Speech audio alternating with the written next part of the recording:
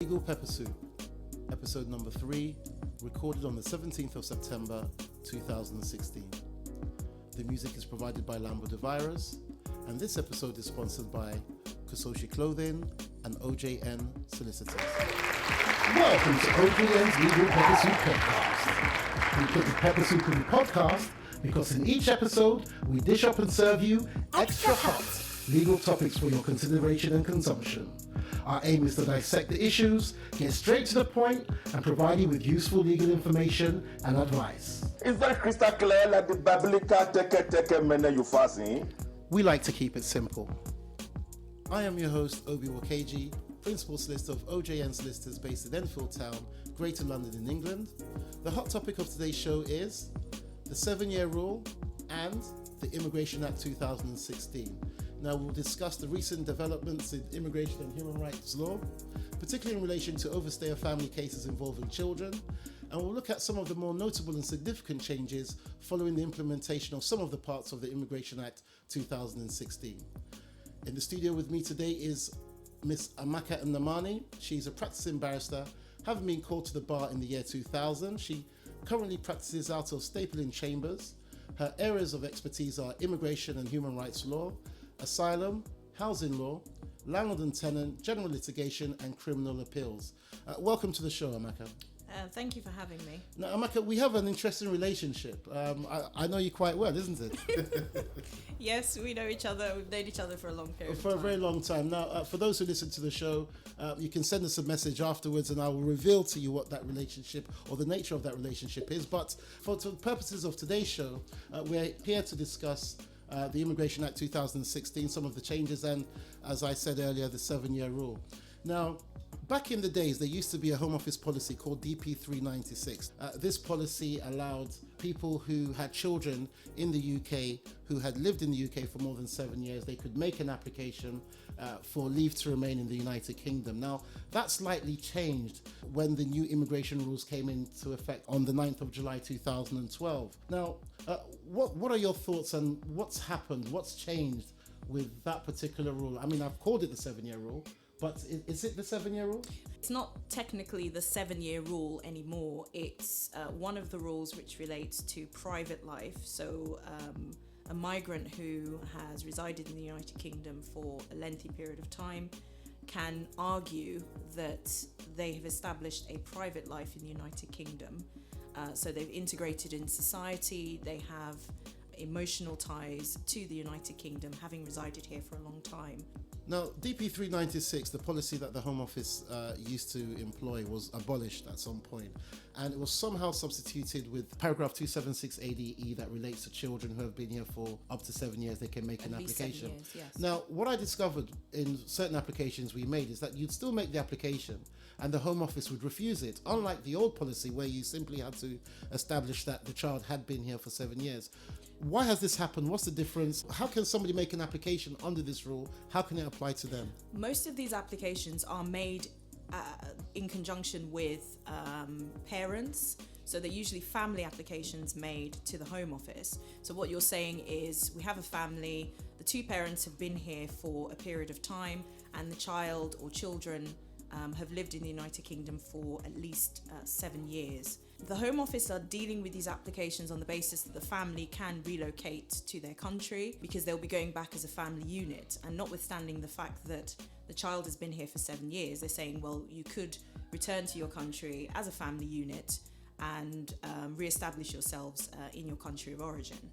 So that's probably why those applications are being refused at first instance, because of course, if the child is going back with parents, it's presumed by the Home Office that the child would be able to adapt to the new country or the home country, and there wouldn't be any disruption to their lives because they would be with their parents. I do understand there have been certain cases that have come about recently where the Court of Appeal, have ruled on this topic? So yes, we've got two decisions, one from the upper tribunal and one from the Court of Appeal. But before I go into those particular cases, There are two components of 276 ADE 1.4, if you want to know the technical reference. So I'm sure people listening will be Googling that right now. Well, there are two aspects. You have to show that the child has been here for 7 years prior to the application being submitted to the Home Office, and also that it's unreasonable to expect the child to leave the United Kingdom. When the rule was first brought into force on the 9th of July 2012, it simply said that a child had to be resident for 7 years prior to the application. But of course, lots of people were making applications, and the Home Office realised that this would open a floodgate of applicants, and decided to put in a proviso that actually you wouldn't qualify if you couldn't show it would be unreasonable for the child to relocate to their country. All right, so let me get this straight. When the rule first came in on the 9th of July 2012, it was somehow identical to the old DP 396 policy. Yes. And the Home Office said, no. We don't want that. Let's qualify it. Yes. And what technology? The actual term is that it would not be reasonable to expect the applicant child to leave the United Kingdom. How would you go about proving that? Well, yes, and that is what lots of cases, certainly lots of applicants have tried to grapple with. In the two cases that are currently, I suppose, the leading cases in this particular area, the first is PD and Others, 2016. Now, in PD and Others, it's a very helpful decision because it acknowledges the fact that these applications are very child-focused, so you have to look at what's in the best interest of the particular child. Now, with immigration cases, they're very fact-sensitive, so no two families will be the same. Although you are arguing the same points and same principles, the facts will be different. So you have a child who perhaps wasn't born in this country, as in the case of PD and Others, but had resided in this country for longer than 7 years. In PD and Others, the family had made an application for leave to remain. It was parents and a young man who was under 18, and they'd made an application for leave to remain after overstaying in the United Kingdom for a period of time. The application was refused by the Home Office, and the family appealed. And one of the main arguments made by the family is that there would be a significant negative impact on the child if he were to return to their country of origin. Not only because he was in the midst of very important examinations, but also because he'd lived in this country for more than 7 years. He'd integrated in the community, he had friends, he had associates, he carried out or did lots of extracurricular activities. He was, for all intents and purposes, a British child, having been brought up in a British community, so he's very much part of the community. And although they considered things such as the fact that the parents had been unlawfully in this country for a period of time, they concluded that it would be in the child's best interests to remain in the United Kingdom because he had established a significant private life after being here for longer than 7 years. What was the position in relation to the parents then? So they were overstayers. It was a joint application. They appealed, and the child's appeal was allowed. And as a consequence, they said, well, realistically, the child is not going to be able to remain here on his own, so his parents will have to remain in the United Kingdom with him, and therefore their appeals were also allowed. That's the main point of making these applications. The child will succeed, and then you have to look at whether the parents would have to live with the child. And if the child is under 18, it's going to be in the best interests for the child to live with their parents. So essentially, if you have a child that's been that has resided in the UK for more than 7 years, there is an application that can be made, and it can be still considered. Yes. I think what's most important is the evidence that you put forward to the Home Office. Even if the Home Office refused the application, that evidence is going to be examined by a court, and the tribunal will want to see what evidence was put before the Secretary of State, and consider whether or not in all the circumstances it is reasonable or it's unreasonable for the child to leave the United Kingdom. So evidence is essential. You've mentioned that if the case is refused, it will be put before a court. Is there a right of appeal against an application of this nature if the Home Office does refuse? Yes. With these applications, you will be arguing two main points. The first is that under the immigration rules, because as we've referred to it, the 7-year rule, the child should stay in the United Kingdom, But if that's not successful, we'd be arguing that there's a human rights claim, so a claim under the European Convention on Human Rights.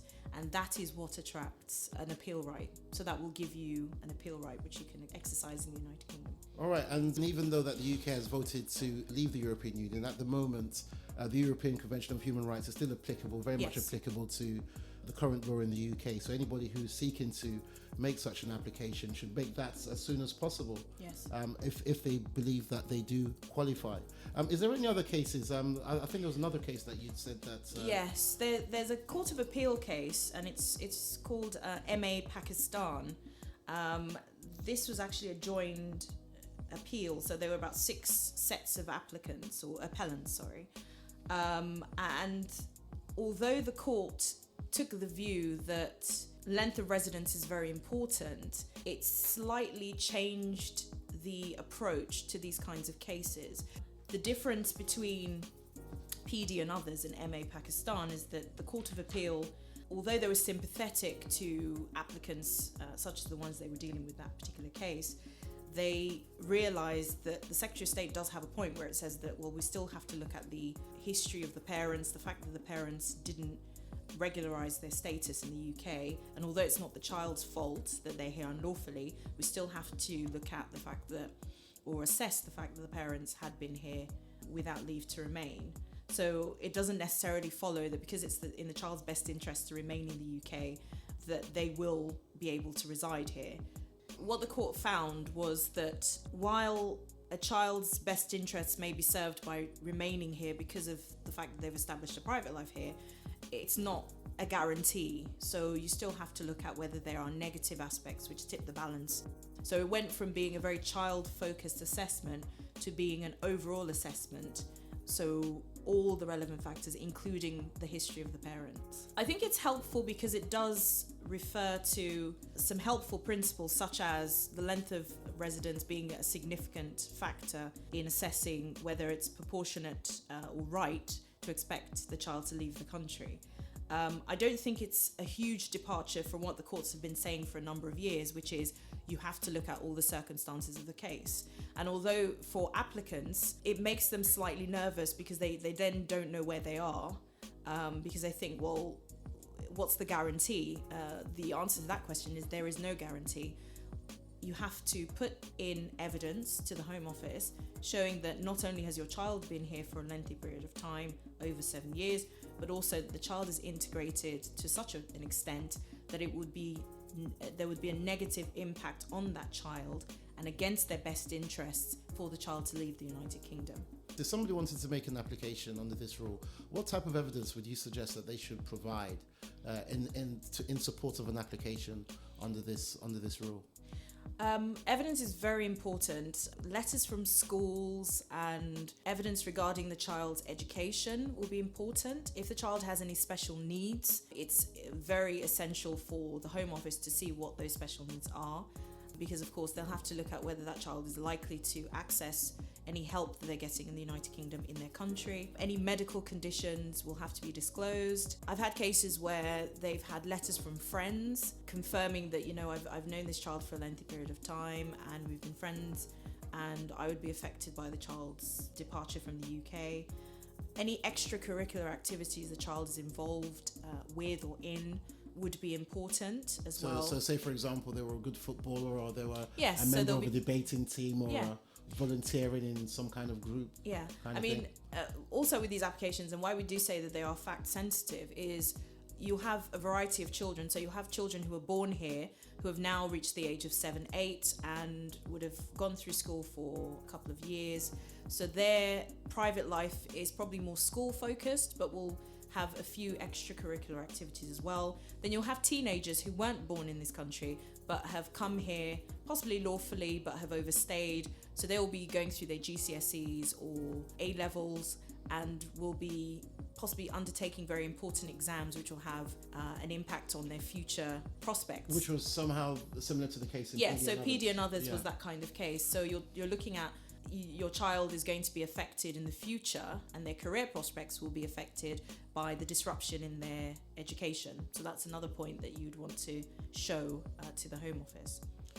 All right, I say thank you very much indeed for clarifying and explaining this paragraph 276 ADE. Is it 4? It's 1 and then subsection 4. It's very complicated, but we call it the 7. We still call it the 7-year rule. It's the so-called 7-year rule, but it's for people who are listening. It's essentially what the old Home Office policy, which was called the 7-year rule, has kind of morphed Evolved into. and yeah. Well, Amaka Nnamani, thank you very much indeed for coming to the Legal Peppersoup podcast. Thank you. Thank you for having me. It's been a while. We've been trying to get you down here. You finally made it into the studio.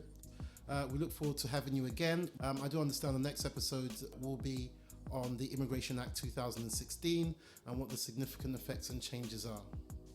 So that's it from the Legal Peppersoup podcast. Thank you all for listening, because without you, the listener, there is no podcast. Please drop us a comment to let us know if you like the show, what we could do to improve, or what you would like us to discuss in future episodes.